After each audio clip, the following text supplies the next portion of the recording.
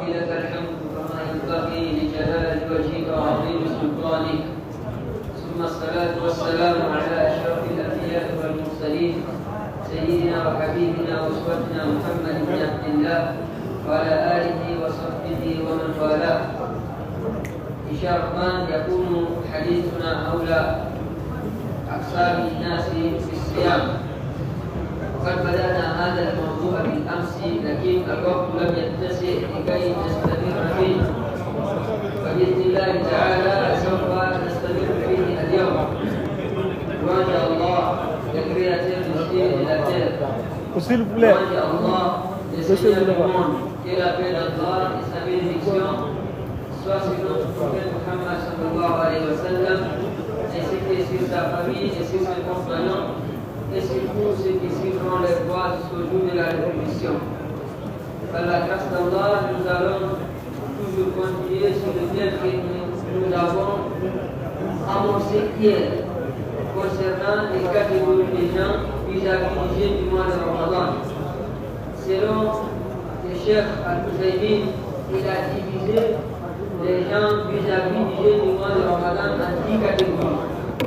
La première catégorie, c'est celle que nous avons commencé hier, mais le temps ne nous a pas permis de faire beaucoup de détails. Et nous allons revenir aussi. La première catégorie, il faut remplir ces conditions que le jeûne soit obligatoire sur toi. Yani, ada. Quand on dit ada, il y a deux manières.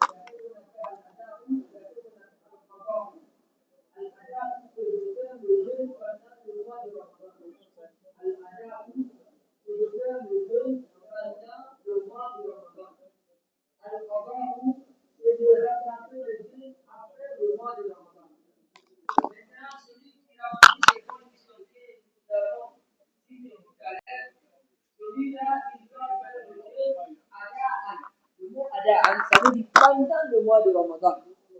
Et ces conditions, elles sont au nombre de 6. Nous avons dit qu'il faut être d'abord musulman, et il faut être pubère, ça veut dire atteindre l'âge de la puberté, il faut être conscient, il faut être résident, il faut être accepté de tous les empêchements qui empêchent de faire le jeûne. Donc celui qui remplit toutes ces conditions, celui-là, il doit faire le jeûne ada'an. Je pense que c'est notre cas. Nous qui sommes dans la mosquée, nous remplissons toutes ces conditions. C'est pour cela que nous faisons le jeûne ada'an, pas qada'an. Aïwa. Les ulama, ils sont unanimes que le jeûne est obligatoire, celui qui a rempli ces conditions. Amma al-kafir, le mécréant, le jeûne n'est pas obligatoire sur lui. Parce qu'il n'est pas apte à faire l'adoration. Il n'est pas apte à faire l'adoration. Mais si quelqu'un il s'est converti en islam, il était mécréant, il s'est converti en islam pendant le mois du Ramadan, supposons qu'il s'est converti vers midi, à midi 30, il s'est converti pendant le mois du Ramadan. Quel serait son cas? Celui-là, il doit jeûner le reste du jour. Il doit observer le jeûne au moment où il s'est converti jusqu'au coucher du soleil, jusqu'à l'heure de la rupture. Mais est-ce qu'il va rembourser cette journée? Non, il ne va pas rembourser. Parce qu'au moment de l'imsak, ça veut dire à 4 heures, le jeûne n'était pas obligatoire sur lui. Il n'était pas d'abord musulman. C'est au moment où il devient musulman, les ibadat, les adorations, maintenant deviennent obligatoires sur lui. La deuxième catégorie, c'est as-saghir, c'est l'enfant. Quel est le statut de l'enfant vis-à-vis du jeûne du mois de Ramadan? Un enfant, c'est qui d'abord un enfant? Un enfant, as-saghir, fala yajibu alayhi siyam. Un enfant, c'est lui qu'on appelle un enfant, parce qu'il faut qu'on fasse très attention comment déterminer entre un enfant et celui qui n'est pas un enfant. Parce que des fois, nous avons des grands avec nous qui ne gênent pas parce que nous supposons, mais nous croyons qu'ils sont encore des enfants, alors qu'ils ne le sont pas. Des fois, nous avons nos filles qui ne sont plus dans le statut de l'enfance, vu statut de l'islam, ou le vu l'enseignement de l'islam, ou la compréhension de l'islam, ta fille, elle n'est plus dans le statut de l'enfance. Mais toi, tu vois qu'elle est enfant, elle ne fait pas le jeûne. Ça, c'est extrêmement grave. C'est pour cela que nous devons savoir qui est enfant. À quel moment on n'est plus enfant. À quel moment le jeûne devient obligatoire sur mon enfant. À quel moment il n'est plus enfant, il est devenu grand. Ça veut dire lui et moi, on est pareil vis-à-vis des recommandations de l'islam. Non, parce qu'une fois que ton enfant a atteint un certain âge, lui, son père, ou bien une fois que la fille a atteint un certain âge, elle avec sa mère, ils sont égales. Elles sont égales vis-à-vis des recommandations de l'islam. Non. Donc, un enfant, le jeûne n'est pas obligatoire sur lui. Parce que le prophète sallallahu alayhi wa sallam, il a dit dans le hadith rapporté par Imam Ahmad, il dit Rufi al-qalamu an thalathatin. Le stylo est suspendu pour 3 catégories de personnes. Avec ces 3 personnes-là, tout ce qu'ils font, Allah subhanahu wa ta'ala, les malaïkas, les anges, qui sont là à écrire ce que nous faisons comme du bien, comme du mal, les malaïkas n'écrivent pas pour ces 3 catégories de personnes. Il dit,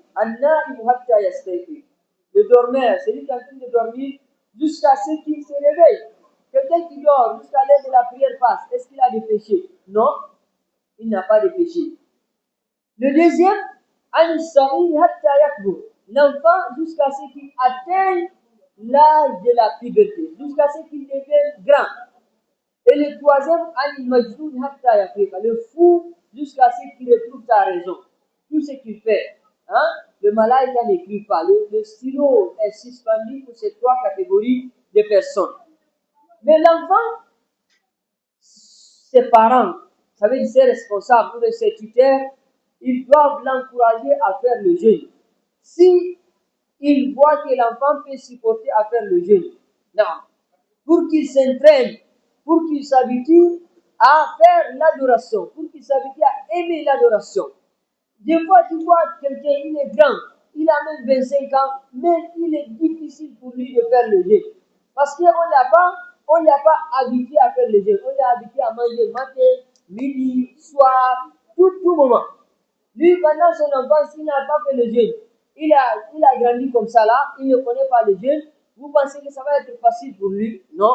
C'est pour cela le wali du voilà, le tuteur de l'enfant, il doit veiller, il doit encourager, il doit faire en sorte que son enfant, s'il voit qu'il supporte le jeûne, il doit l'encourager à faire le jeûne. Et qu'il a un salaf.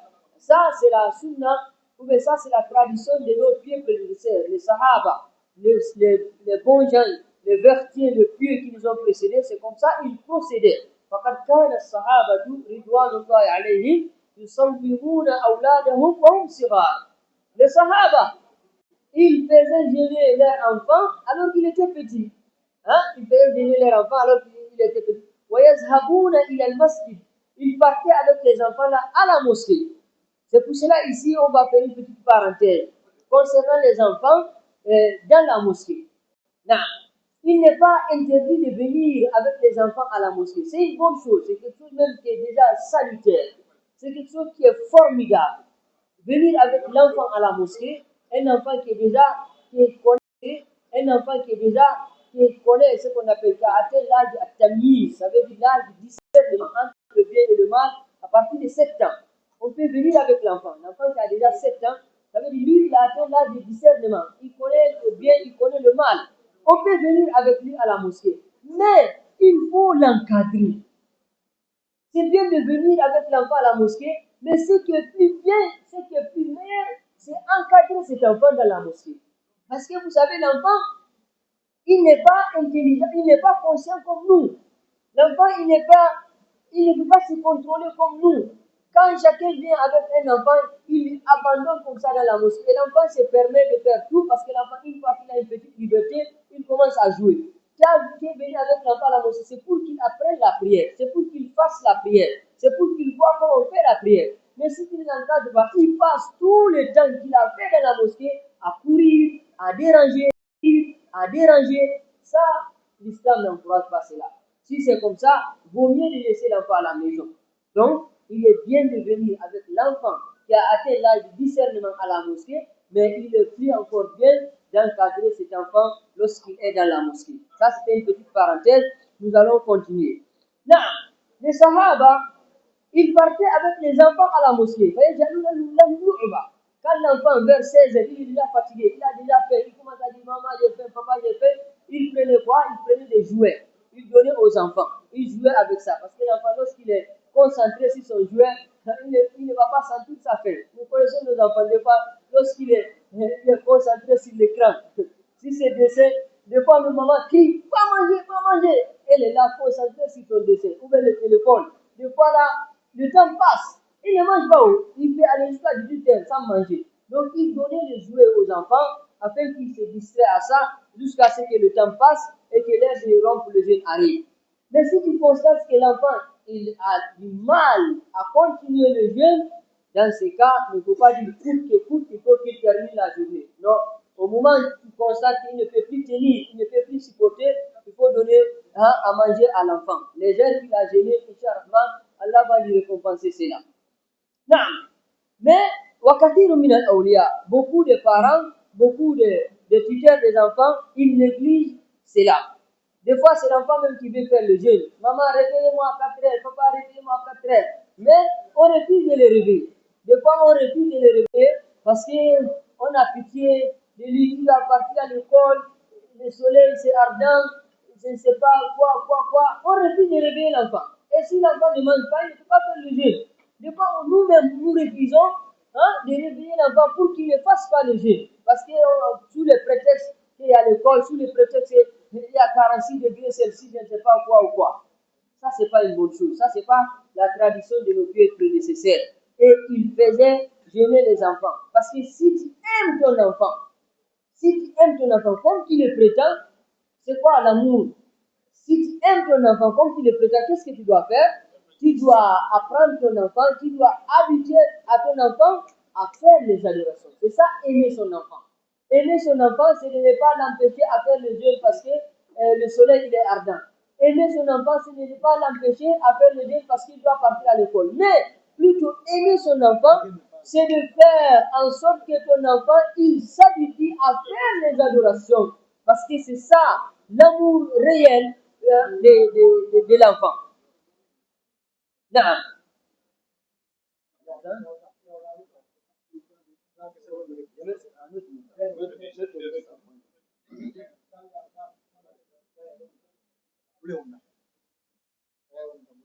الله أكبر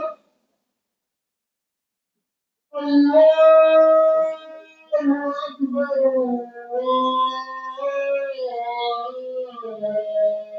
الله أكبر أشهد أن لا إله إلا الله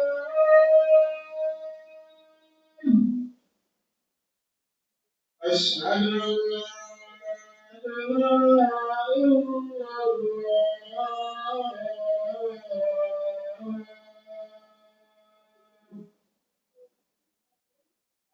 أشهد أن محمدا رسول الله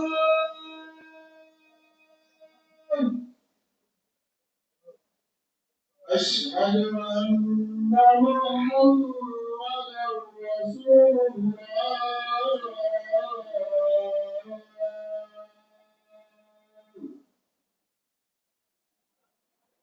حي على الصلاة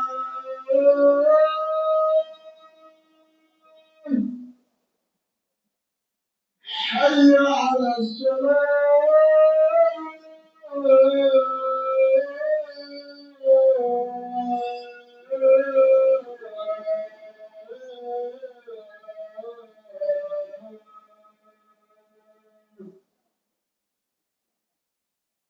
حي على الفلاح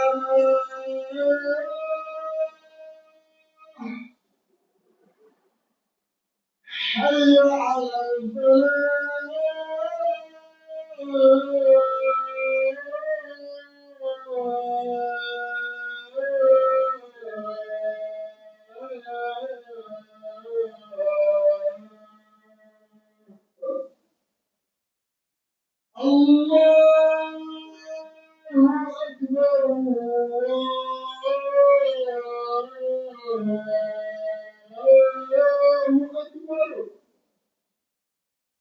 بسم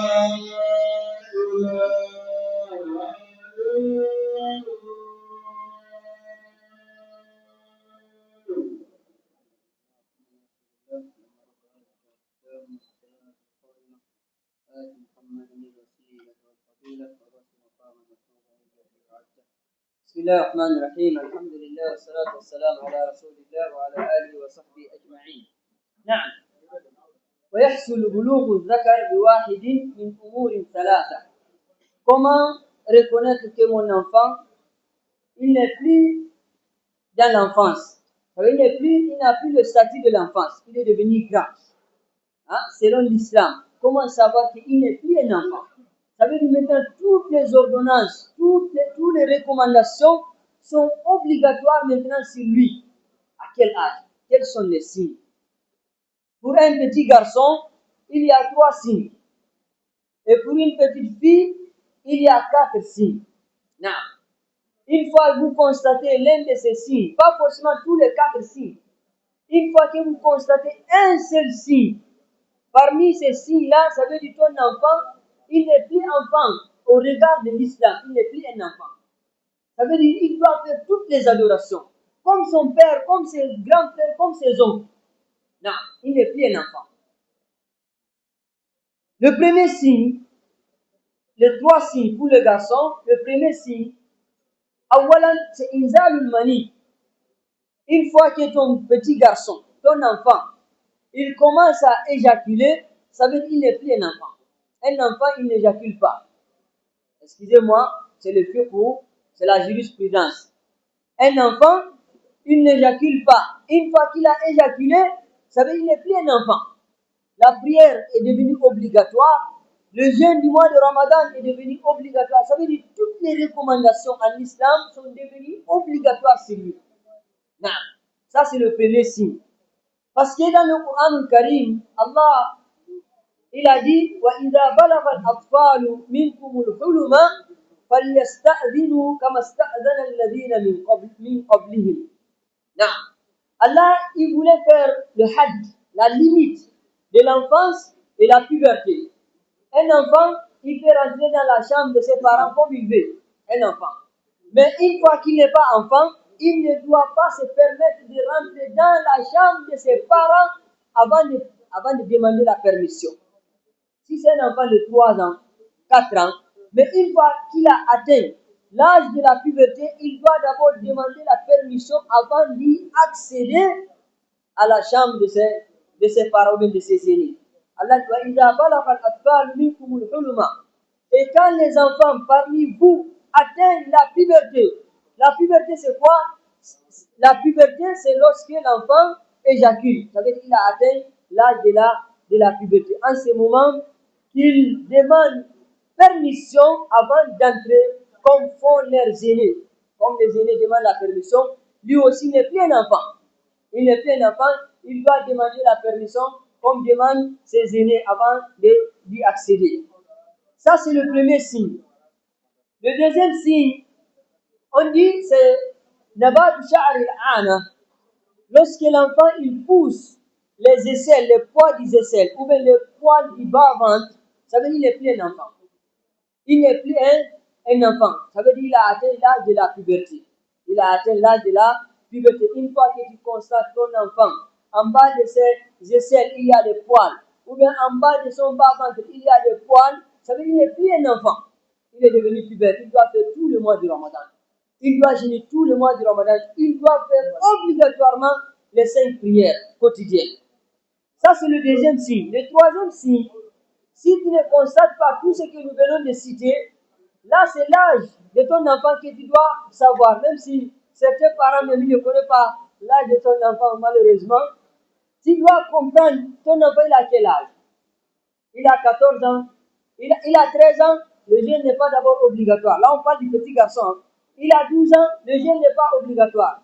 Il a 13 ans, ce n'est pas d'abord obligatoire. Il a 14 ans, ce n'est pas obligatoire. Il a 15 ans, khalas.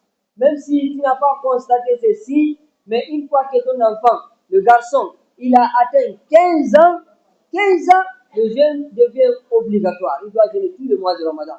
Combien de fois nous avons des enfants, ils ont dépassé 15 ans, mais ils ne jeûnent pas. Ils ne jeûnent pas tous les mois. Ils font beaucoup, hein. Alhamdulillah, ils font beaucoup dans le mois. Peut-être il a fait 17, il a fait 14, il a fait 16, il a fait 18. Mais ça ne suffit pas. Si ton enfant il a atteint 15 ans, c'est tout le mois de Ramadan qu'il doit faire. Si ton enfant il a atteint 15 ans, c'est tout le mois de Ramadan qu'il doit faire. Parce que lui et toi, vous avez le même statut, hein, au regard de l'islam, au regard des recommandations d'Allah subhanahu wa ta'ala. Donc retenons ça bien. Un enfant, ton enfant qui a atteint l'âge de 15 ans, s'il se tape la poitrine, papa, j'ai fait cette année-là 18, j'ai fait 17, j'ai fait 28, j'ai fait 14, non, non, non, ton enfant de 14 ans, c'est tout le mois de Ramadan qu'il doit faire. S'il manque un jour, il doit rattraper. Parce que des fois, ce qui arrive, des fois l'enfant, il a l'intention de faire tout le mois. L'enfant de 15 ans, il a l'intention de faire tout le mois. Mais dans le mois de Ramadan, il tombe malade. Il tombe malade pendant une semaine, il ne jeûne pas. Il est malade. Papa dit non, tu ne peux pas jeûner. Maman dit non, tu ne peux pas jeûner. Tu es malade. Oui, d'accord, il est malade. Si on est malade, on ne fait pas le jeûne à Da'an. Mais une fois que le mois de Ramadan est terminé, il doit rembourser. Est-ce qu'une fois on a vu un enfant de 15 ans rembourser le mois de Ramadan, le jour qu'il n'a pas fait dans le mois? C'est rare. Moi, je n'ai pas constaté. Un enfant de 15 ans, s'il est tombé dans le mois de Ramadan, il n'a pas fait le jeûne. Est-ce que vous avez constaté un enfant de 15 ans, après le mois de Ramadan, rembourser le jeûne? C'est rare. Moi, en tout cas, moi, je n'ai pas constaté. Alors qu'il doit jeûner. Parce que pourquoi il ne rembourse pas? Parce que pour nous, pour ses parents, le jeûne n'est pas obligatoire sur lui. Donc, il était malade, il n'a pas pu jeûner, le Ramadan est fini, khalas. Non, non, non, non, non.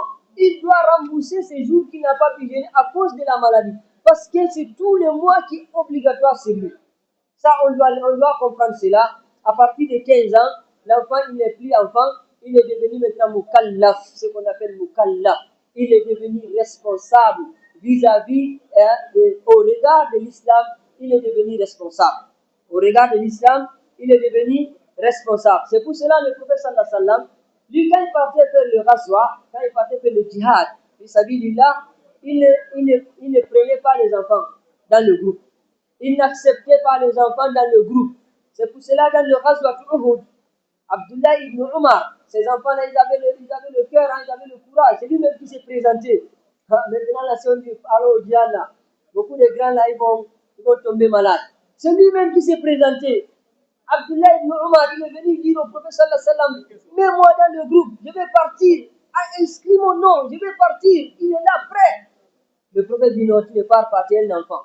C'est comme ça même l'histoire de Zaïd aussi, qui était venu voir le prophète sallallahu alayhi wa sallam. Il voulait partir faire le djihad. Le prophète a refusé parce qu'il est enfant. Il avait à ce moment, je pense, 12 ans ou 13 ans. Le prophète a refusé. Il a pleuré. Il est retourné chez sa mère en train de pleurer.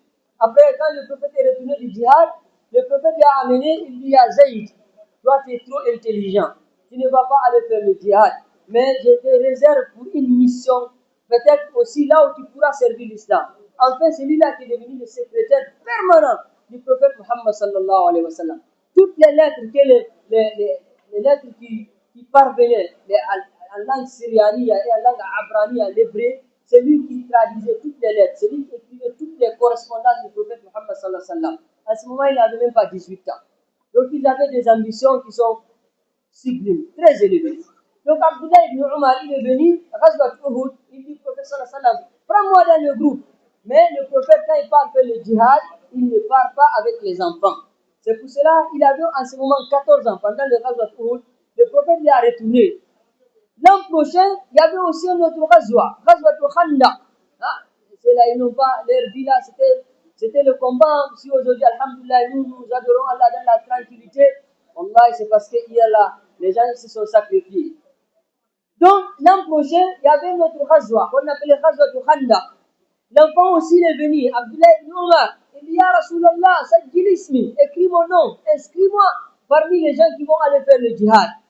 En ce moment, le prophète lui a inscrit le nom. Pourquoi? Parce que le prophète a supposé que l'enfant il a atteint l'âge de la puberté. Les oulémas, ils ont mis ça comme limite, qui sépare entre l'enfance et la puberté. À partir de 15 ans, ça veut dire qu'on est devenu pubère. Même si on ne constate pas les signes que nous venons de citer, à partir de 15 ans, ton enfant, il doit faire tout le mois du Ramadan. Tout le mois du Ramadan.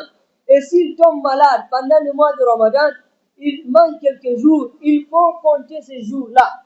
Il faut bien compter ces jours-là. Parce que l'enfant, peut-être, lui, il est préoccupé par sa maladie. Mais toi, son père, il faut compter les jours que ton enfant de 15 ans n'a pas fait pendant le mois de Ramadan à cause de la maladie. Après le Ramadan, il faut veiller afin qu'il rembourse, afin qu'il rattrape ses jours. Parce que lui, il est devenu responsable au regard de l'islam. Maintenant, concernant la fille, les signes pour reconnaître que la fille a atteint l'âge de la puberté, les 3 signes que nous venons de citer font partie des signes qui montrent que la fille aussi a atteint l'âge de la puberté. Mais pour la fille, il y a un 4e signe. Il y a un quatrième signe. Et ce 4e signe, c'est quoi? C'est lorsque la fille, elle commence à voir ses règles. Non. Lorsque la fille, elle commence à voir ses règles, ça veut dire qu'elle a atteint l'âge de la puberté. Elle a atteint l'âge de la puberté. Mais vous savez, chers frères et sœurs dans la foi, il y a certaines filles qui voient vite, qui commencent vite à voir les règles. Des fois, à 12 ans, elle commence à voir ses règles. Une fois qu'elle a vu ses règles, ça veut dire que le jeûne du mois de Ramadan, tout le mois est devenu obligatoire sur elle. Si c'est à 14 ans, pareil. Si c'est à 13 ans, pareil. Même si c'est à 11 ans. Une fois qu'elle a vu ses règles, ça veut dire le jeûne du mois de Ramadan. Tout le mois de Ramadan est devenu obligatoire sur elle. Maintenant, s'il y a d'autres filles aussi qui ne voient pas vite les règles, elle peut aller jusqu'à même 15 ans sans voir les règles. Mais si elle atteint 15 ans, ça aussi c'est un autre signe. Même si elle n'a pas vu ses règles, ça veut dire que tout le mois de Ramadan est devenu obligatoire sur elle. Tout le mois de Ramadan est devenu obligatoire sur elle. Donc, ces points-là, ce deuxième point concernant l'enfant vis-à-vis du jeûne du mois de Ramadan, voici ce que nous avions à dire. Je vais terminer ici par un rappel que l'imam Silla m'a dit de passer concernant certains fidèles qui partent avant qu'on finisse la prière. Peut-être une fois qu'on a fini le tarawih, il sort, il part, il ne fait pas le chef à 8. Ça, c'est une erreur. Lorsqu'il est avec l'imam, la sunna, c'est de prier jusqu'à la fin avec l'imam. Parce que le prophète sallallahu alayhi wa sallam, il a dit dans un hadith qui est rapporté par l'imam al-Tirmizi, Man qama ma'al imam hatta yansarifa, kutiba lahu qiyamul layl. Celui qui prie avec l'imam jusqu'à ce que l'imam parte, jusqu'à ce que l'imam termine, Allah va l'inscrire comme s'il a prié toute la nuit. Donc ne faut pas partir avant l'imam. Parce que si tu veux gagner cette récompense de celui qui a prié toute la nuit, il faut rester avec l'imam jusqu'à ce que l'imam finisse complètement la prière. Donc, peut-être d'autres le font sans le savoir, même si tu as l'intention de prier encore dans la nuit, je sais que pendant le Ramadan, alhamdulillah, peut-être tu vas te lever à 2 heures pour faire encore de nafila, même si tu as l'intention de faire cela, prie avec l'imam jusqu'à la fin. Même le 8, tu pries avec l'imam. Maintenant, dans la nuit, lève-toi, prie, mais ne fais pas un autre 8, parce qu'il n'y a pas de 8 dans une seule nuit. Prie dans la nuit comme tu veux, le nombre de rak'at que tu souhaites, mais ne fais pas un autre 8, parce qu'il n'y a pas de 8 dans la nuit. Mais il y a une chose encore que devons savoir. Est-ce qu'on peut encore prier après le 8? Oui, tu peux faire le 8 ici avec l'imam. Dans la nuit encore, tu peux ton nafila. Inch'Allah, qu'Allah nous fasse comprendre, qu'Allah subhanahu wa ta'ala récompense tout le monde, tous ceux qui fournissent beaucoup d'efforts pour apporter de la rupture du jeûne aux jeûneurs pendant ce mois de Ramadan, que ce soit ici ou ailleurs, qu'Allah subhanahu wa ta'ala les récompense de la meilleure manière. Vous savez, chaque fois, notre doyen Elasso, il fait ses rappels concernant nous ici, alhamdulillah. Je vois qu'il appelle vraiment, ça touche le cœur. Regardez maintenant notre bureau, comment le bureau il est rempli d'eau. Wallah, les gens ils font beaucoup d'efforts. L'eau qu'on consomme ici, là, wallah, la quantité n'est pas petite. C'est une grande quantité d'eau qui est consommée dans cette mosquée. Mais malgré cela, ça ne manque pas. Tout ça là, c'est grâce à vos efforts. Allah subhanahu wa ta'ala vous paye de la meilleure manière. Nos parents qui sont décédés, on ne doit pas les oublier. Mais On ne doit pas les oublier. On doit prier pour eux. Qu'Allah subhanahu wa ta'ala les pardonne. Qu'Allah les accueille dans le paradis. Et ceux qui sont en vie avec nous, qu'Allah subhanahu wa ta'ala leur donne encore longue vie afin que nous profitions davantage de leur présence. وصلى الله على نبينا محمد وعلى آله وصحبه أجمعين وآخر دعوانا الحمد لله رب العالمين.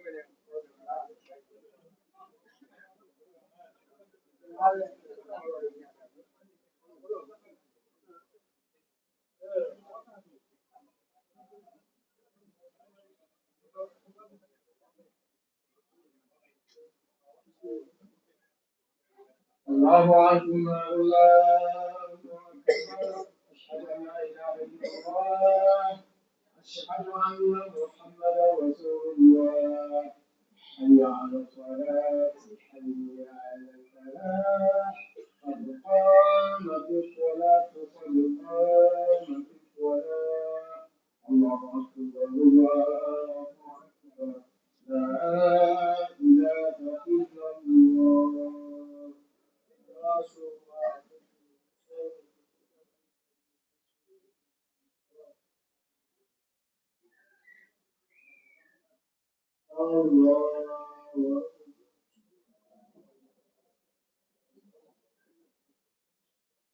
الحمد لله رب العالمين الرحمن الرحيم مالك يوم الدين إياك نعبد وإياك نستعين اهدنا الصراط المستقيم صراط الذين أنعمت عليهم غير المغضوب عليهم ولا الضالين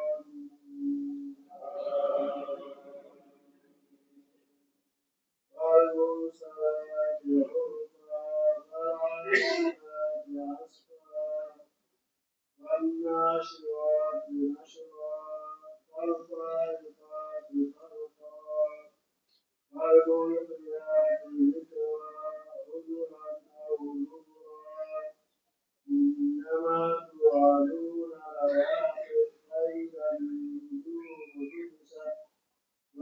السماء فرجت وإذا الجبال نسفت وإذا الرسل أقتت لأي يوم أجلت ليوم الفصل وما أدراك ما يوم الفصل ويل يومئذ للمكذبين ألم نهلك الأولين ثم نتبعهم الآخرين كذلك نفعل بالمجرمين ويل يومئذ للمكذبين الله أكبر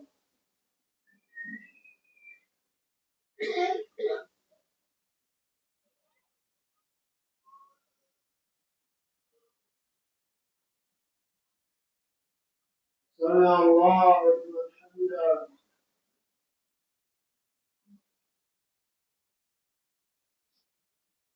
الله أكبر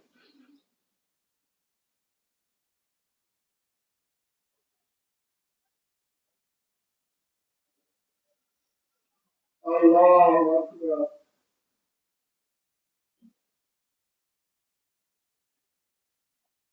الله أكبر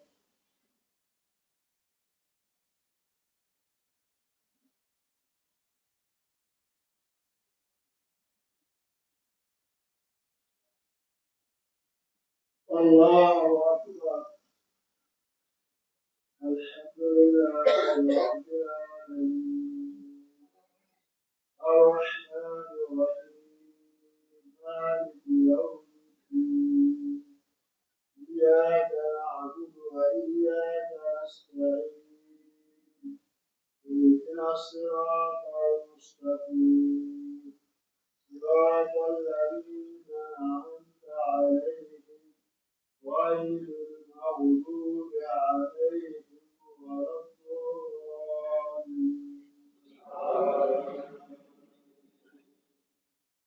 إنا أنزلناه في ليلة القدر وما أدراك ما ليلة القدر ليلة القدر خير من ألف شهر تنزل الملائكة والروح فيها بإذن ربهم من كل أمر سلام هي حتى مطلع الفجر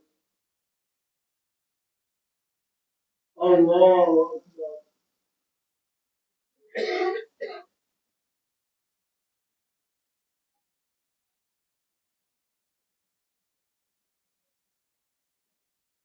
سمع الله لمن حمده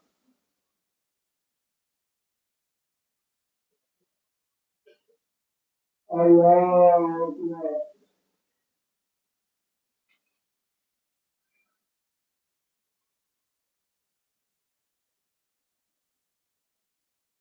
الله أكبر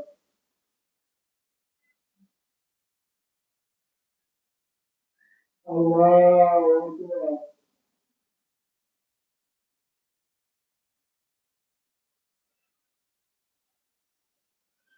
الله أكبر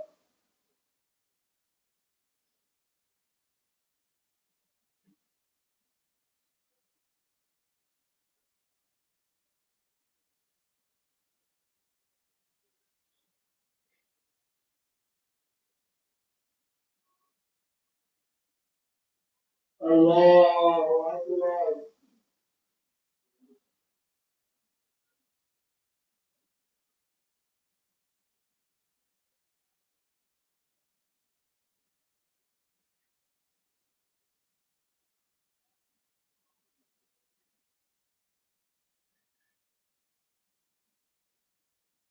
الله أكبر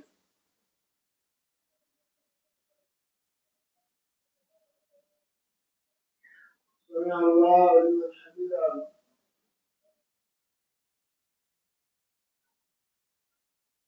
الله أكبر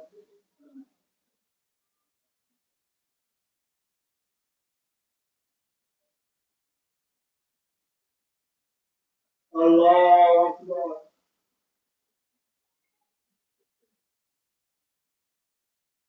الله أكبر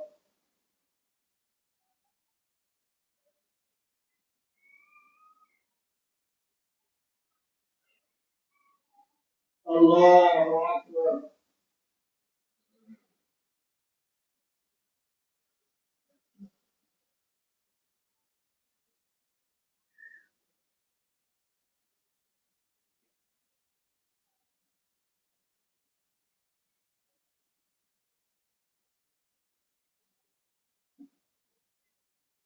الله أكبر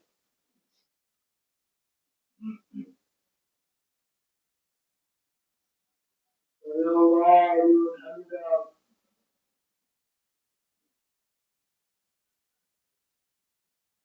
الله أكبر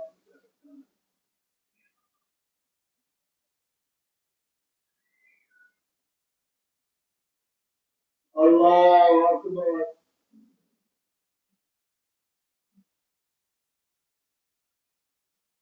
الله أكبر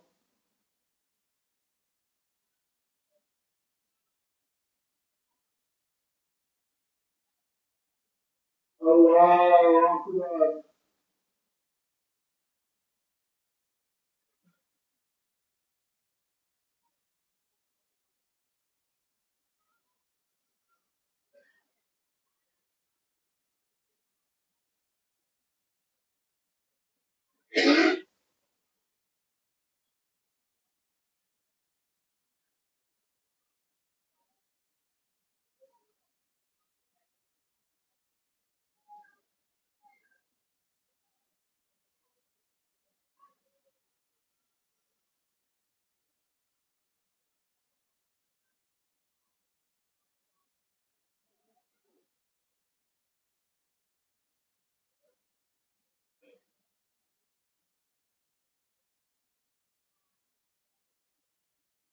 السلام عليكم ورحمة الله السلام عليكم ورحمة الله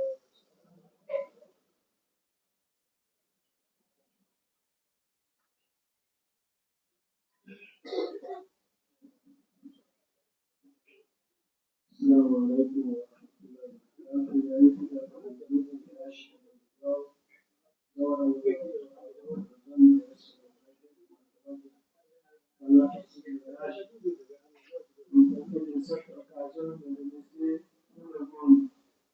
l'ensemble des fidèles aussi à participer. La récompense, la meilleure récompense, on n'est pas dit. On remercie tout le monde est remercié. Allah récompense tout le monde, Inch'Allah. Allah accepte nos adorations, que Allah nous pardonne.